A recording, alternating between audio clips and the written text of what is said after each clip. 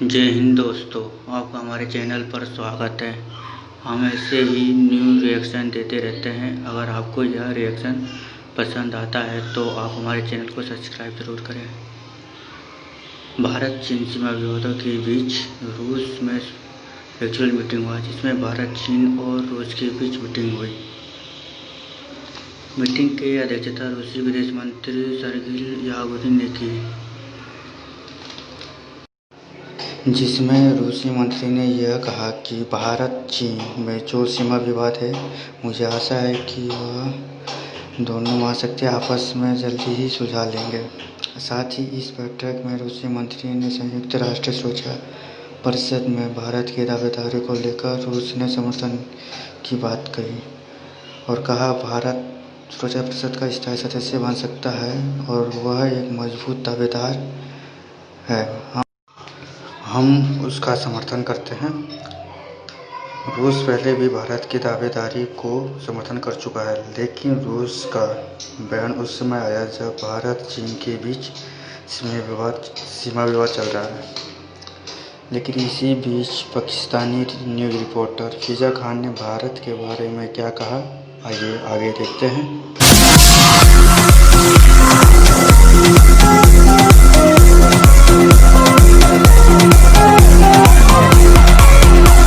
कशीदगी कायम है। आज भारतीय मीडिया ने एतराफ़ भी किया है कि उनके 20 से ज़ायद फौजी और एक ऑफिसर इस कशीदगी में जहन्नुम वासिल हुए हैं।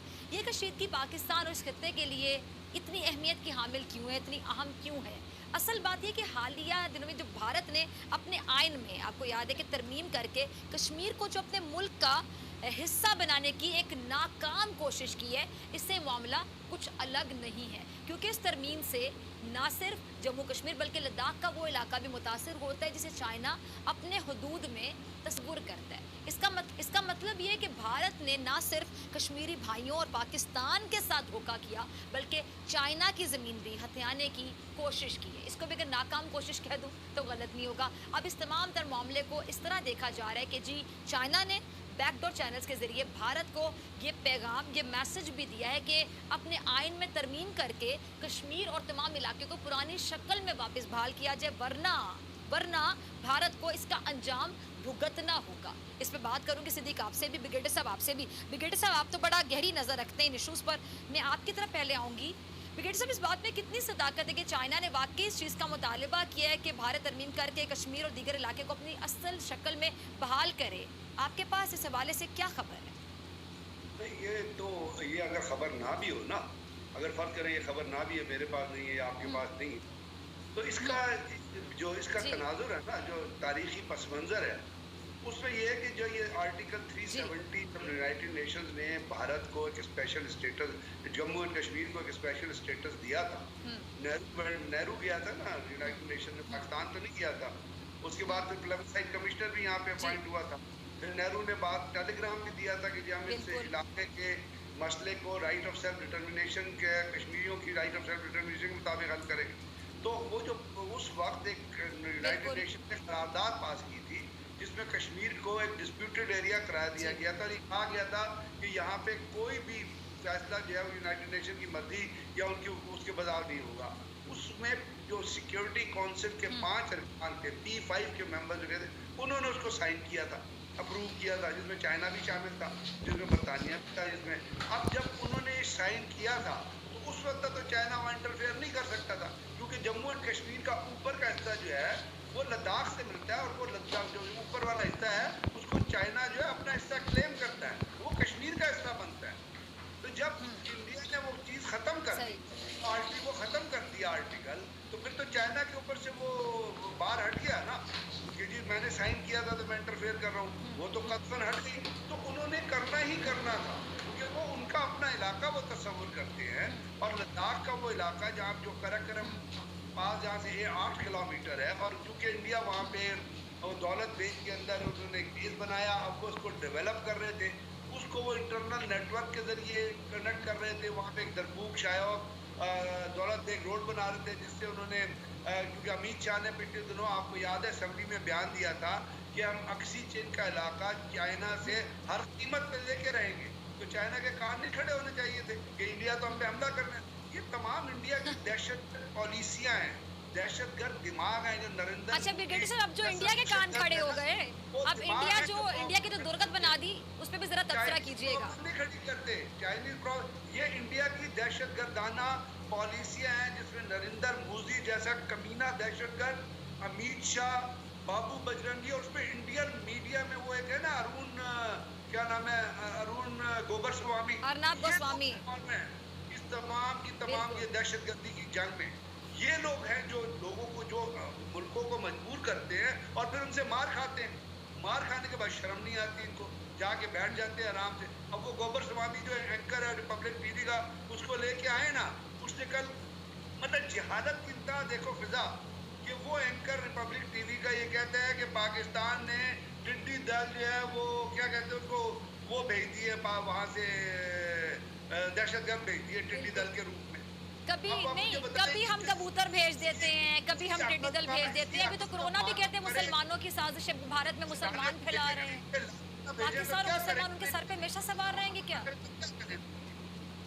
ये इंतहाई अच्छा सिद्दीक की तरफ जाती है ब्रिगेडियर साहब, ठीक है, दहशतगर्द जो है ना वो मैं आपकी तरफ दोबारा आती हूँ ब्रिगेडियर साहब। सिद्दीक, आपने ब्रिगेडियर साहब की बातें भी सुनी, बड़ी अच्छी बात उन्होंने की। अर्नब का जो उन्होंने हवाला दिया, आप खुद इस फील्ड से हैं, आप एक जर्नलिस्ट हैं, सहाफ़ी हैं, अपनी पहचान रखते हैं। किसी सहाफ़ी का इस तरह की गुफ्तगू करना, फिर वो क्लेम करते हैं कि जी मतलब उनका मीडिया बड़ी सही बात करता है, हमेशा हक़ाइक़ को छुपाता है, हमेशा नरेंद्र मोदी का एक ऐसा चेहरा दिखाने की कोशिश करता है जो किसी और को नज़र नहीं आता होगा उनके मीडिया के अलावा।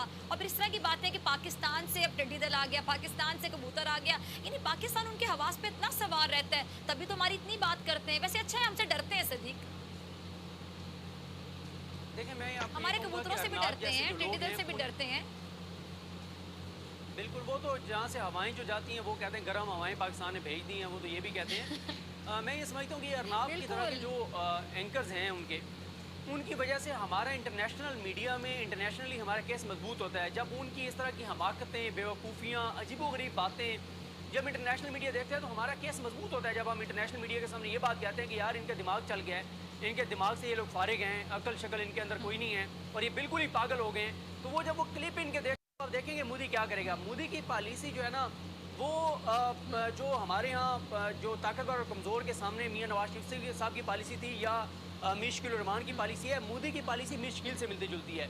नवाज शरीफ साहब जब ताकतवर अगले को देखते थे वो कहा जाता था ना कि वो एक हाथ गिरबान पे रखते थे, एक पाँव पे रखते थे, ताकतवर हो तो पाँव पकड़ लो, कमज़ोर हो तो गिरबान पकड़ लो। लेकिन मुश्किल का यह है कि ताकतवर हो, एक बार पाँव गिर जाओ और निकल आओ उस मसले से, फिर उसको पड़ जाओ। मोदी अब यही कोशिश कर रहा है कि वो चाइना के पाँव में पड़े हुए हैं कि किसी तरह से हम इससे निकल आए, लेकिन वो दोबारा छेड़छाड़ करेंगे चाइना के साथ और दोबारा इसी तरह मुँह की खाएंगे जिस तरह से इस वक्त उनके साथ चाइना कर रहा है। तो ये देखें कि मोदी जो है अब मुसलसल भारत को जिस तरफ लेकर जा रहा है, वही बात जो पाकिस्तान बार बार कह रहा था, जो हमारे प्राइम मिनिस्टर इमरान खान साहब बार बार कह रहे थे कि ये तबाही और बर्बादी की तरफ अपने मुल्क को लेकर जा रहा है। आप देखें पहले अक़लियतों के साथ क्या किया, कश्मीर के साथ क्या किया, फिर कोरोना में जो कुछ वहाँ पे हुआ, फिर उसके बाद अब ये चाइना के साथ छेड़छाड़। तो ये सारी चीज़ें मजीद इनको तबाही और बर्बादी की तरफ लेकर जाएंगी और पाकिस्तान का केस मजीद मजबूत हो रहा है। दुनिया को मजीद से मुझे याद है कुछ मजीद हम बात कर लेते हैं ब्रिगेडियर गजनफर से भी, ठीक है।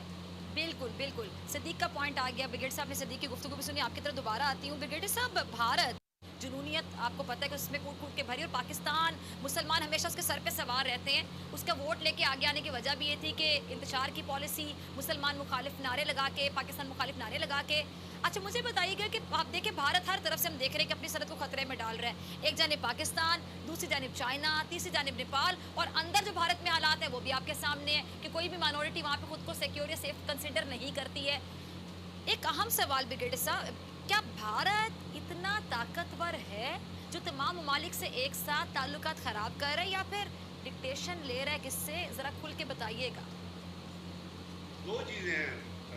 जहाँ तक ताकत की आपने बात की, पहले तो वो इतना ताकतवर तो नहीं है कि तमाम मुल्कों के साथ साइमल्टेनियसली एक ही वक्त में जो है वो कन्फ्रंटेशन अफोर्ड कर सके। और वो उसके अपने ही जो अस्करी माहिरीन हैं, जिनमें से बहुत सारे रिटायर्ड सोच रखने वाले लोग हैं, वो कह चुके हैं इस चीज़ को। लेकिन मैं आपसे जो इम्पोर्टेंट चीज़ हमेशा भी कहता हूँ वो समझने की ज़रूरत है। आपने कहा ना कि मोदी के घर वाले, मोदी का घर वाला है, मोदी के घर वाला है ही कोई नहीं। उसके बाप का पता नहीं आज तक, हिटलर के बाप का भी पता नहीं था, इसके भी बाप का पता नहीं था कौन था। तो जिनके बाप का पता नहीं होता ना, वो बुनियादी तौर पर तो साइकोपैथ होते हैं। और इस वक्त भारत के अंदर जो लीडरशिप है ना, जो ऊपर जो टीयर है लीडर्स का, जिसमें आप मोदी से लेके वो एक रंग बिरंगा कार्टून किस्म का योगी है, वहां तक आप आगे आ जाए ना, तो आपको उन सब के अंदर मजहबी जुनूनियत में इन्वॉल्व लोग नजर आएंगे, जिनका बेस जो है वो हिंदुत्व और सेफ्रॉन टेरर। अब ये लोग जो होते हैं, जो वन साइड मजहब को दहशतगर्दी का जरिया बनाते हैं, मजहब को जुनूनियत का जरिया बनाते हैं, वो ताकत के इस्तेमाल के, वो ताकत के पोटेंशियल को नहीं देखते। वो ये देखते हैं कि हमने दिमाग से क्या, अपने दिमाग की जो सोच है उसको किस तरह आगे लेके चलना है। जिस तरह हिटलर ने यूरोप पे तो हमला किया ही किया था, अब वो क्योंकि वो बगैर उसके बाप का पता नहीं था, वो बुनियादी तौर पे साइकोपैथ था, तो उसने ये जानते हुए कि रशिया के खिलाफ कामयाबी नहीं होगी और वेदर खराब होने वाला है, उसने रूस पे हमला कर दिया, जो उसकी बाकी अल्टीमेट डिफीट का बाइस बना। यही नरेंद्र मोदी का हाल है। तो इनसे तवक्को कोई नहीं की जा सकती, क्योंकि जो लीडर बालाकोट में जब इनकी एयरफोर्स ने कहा कि जी, उसने कहा जी जाओ हमला करो, जो नेचुरली जो एयरफोर्स के लोग थे उन्होंने कहा जी आज बादल हैं तो क्लाउडी मौसम है, तो नरेंद्र मोदी का जवाब किया था, तो वो क्लाउड में जहाज लेके जाओगे तो जहाज तो नजर ही नहीं आएगा, तो इसलिए तुमको फायदा हो जाएगा, तुम बगैर देखे हमला कराओगे। जहाँ इस किस्म की मेंटल लेवल ये हो, जो ट्रम्प का नाम सही प्रोनाउंस ना कर सकते। ठीक है, दूसरी चीज जो आप